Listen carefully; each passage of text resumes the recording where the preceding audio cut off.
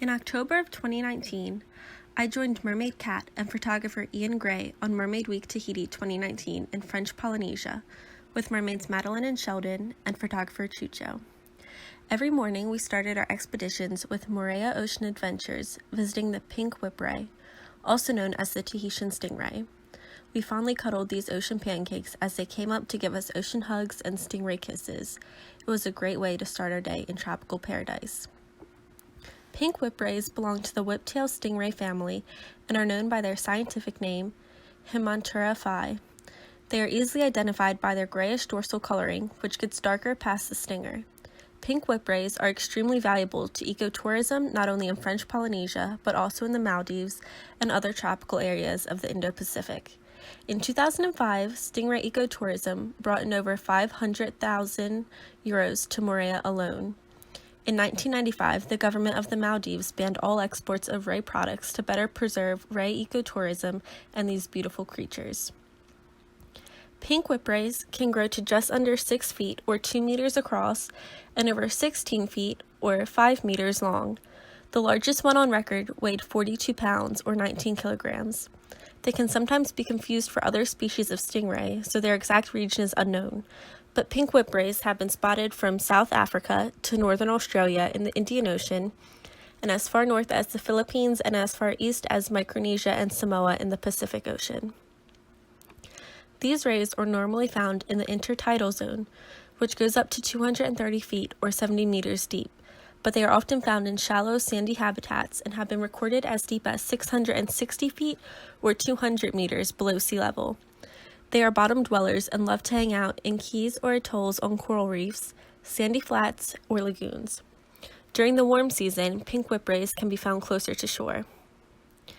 Some studies across French Polynesia islands have found that pink whiprays tend to remain within their local area individually, and there isn't much movement between islands. In Moorea, they tend to hunt for their food independently and have a larger range area they call home, whereas on the Rangiroa Atoll, also in French Polynesia, they form large groups to feed at night in the shallow water. Up to 10 rays can pile on top of each other when they're resting, sometimes mixing species when doing so. Pink whiprays tend to primarily feed on decapod crustaceans, such as crawfish, crabs, lobsters, prawns, and shrimp, but they also enjoy cephalopods, which are your squids, cuttlefish, and octopus. They'll also eat teleost fish, which account for 96% of all fish species still in existence. There were a few pregnant whiprays during our week in Moorea. One in particular was very feisty and didn't mind forcing more fish out of us by giving us stingray kisses until we surrendered the fish. Like other stingrays, the mother stingray supplies uterine milk that's full of nutrients to her developing embryos through specialized uterine structures. Once born, these newborns can measure 22 to 24 inches or 55 to 60 centimeters across. In the Great Barrier Reef, Shark Bay is considered a major nursery area for these Tahitian rays. Although the kisses from the pregnant ray felt a bit rude, pink whiprays aren't very dangerous to humans. However, they do have a venomous sting that makes it hard to handle when they get caught in fishing net.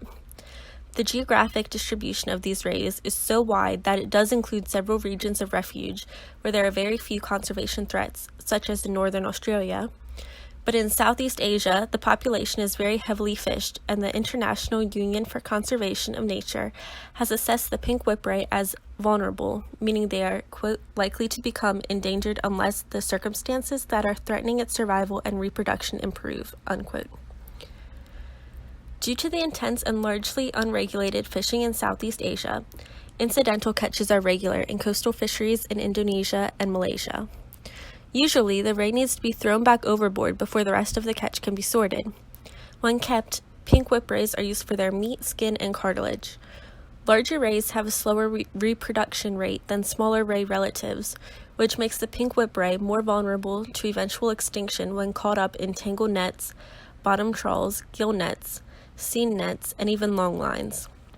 In Australia, bycatch levels have decreased significantly since the implementation of turtle excluder devices, or TEDs, and bycatch reduction devices, BRDs, in 2000. Using these devices can greatly improve an accidental catches, whether ray or turtle, chance for survival. In general, pink whiprays are one of the few creatures humans can easily interact with thanks to ecotourism. As always, make sure the company you're supporting conducts sustainable and environmentally friendly practices that help support and encourage conservation of these beautiful creatures in their natural habitats. Until next time, mermaid kisses and starfish wishes from Mermaid Tasha.